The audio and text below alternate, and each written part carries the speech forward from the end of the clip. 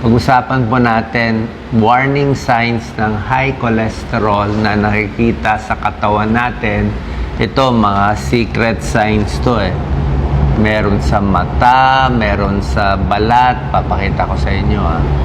So, ang cholesterol kasi, pag tumataas, alam naman natin, hindi maganda kung masyado mataas ang cholesterol.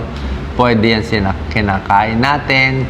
Pwede rin ang atay natin gumagawa ng cholesterol. Pag masyadong mataas, pwede magbara sa puso, heart attack, o stroke.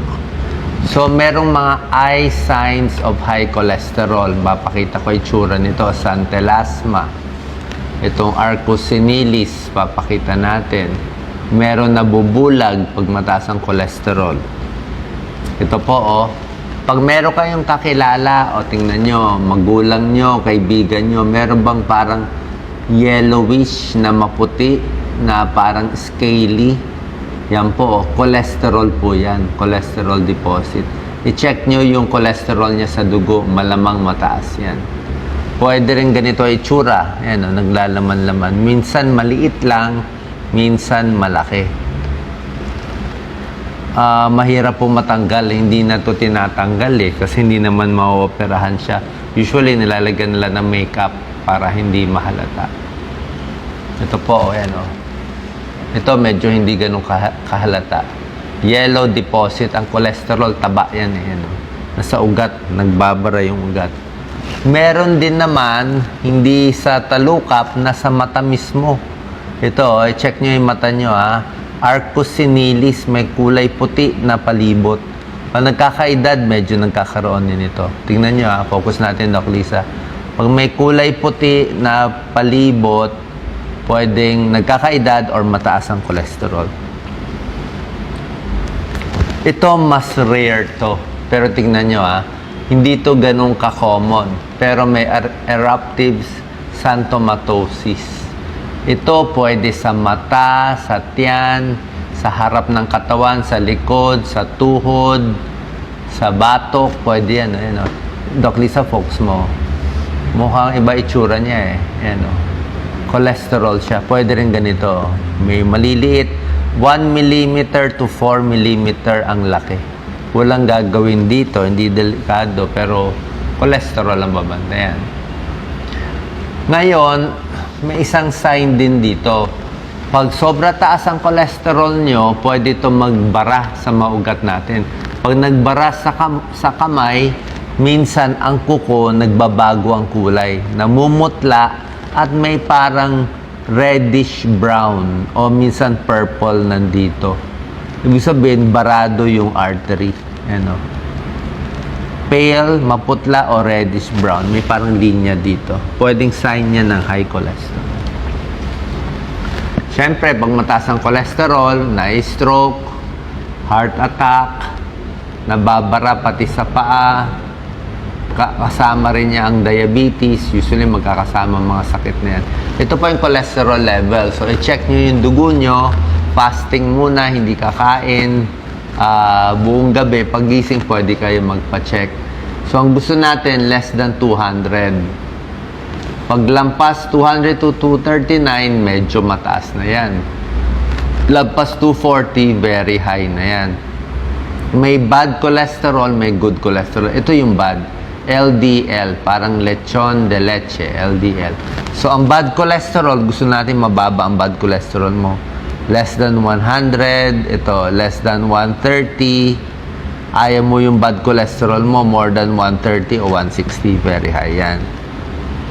Ito po yung cholesterol, Ito yung normal, mababa ang cholesterol. Ang bad cholesterol, itong kulay yellow.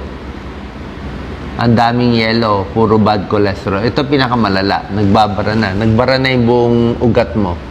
Ito, bara kalahati. Ito, may konting bara. Itong blue, ang good cholesterol. Gusto mo maraming blue. Ito ang good cholesterol, HDL. Sinusukat nito sa dugo.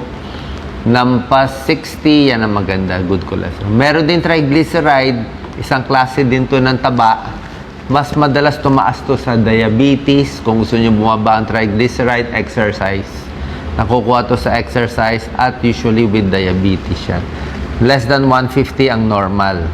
Lampas 200, high na yan. Lampas 200, high. So, ano yung mga pagkaing pampataas ng cholesterol? Nako, sarap nito lahat. Lahat ng cake at butter. Lahat ng hotdog, chorizo na gusto natin. Okay? Lahat ng mantika. Lahat ng sebo at taba.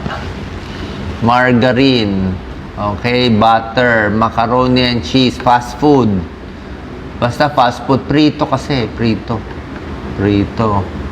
Ulo ng hipon, pwedeng katawan ng hipon, ice cream, cheese. Yung puti ng itlog, okay. Yung pula pa, konti-konti lang kakain, mga 1 a day, wag lang marami. At taba ng karne. Hindi naman to masama, wag lang masyado marami. Okay?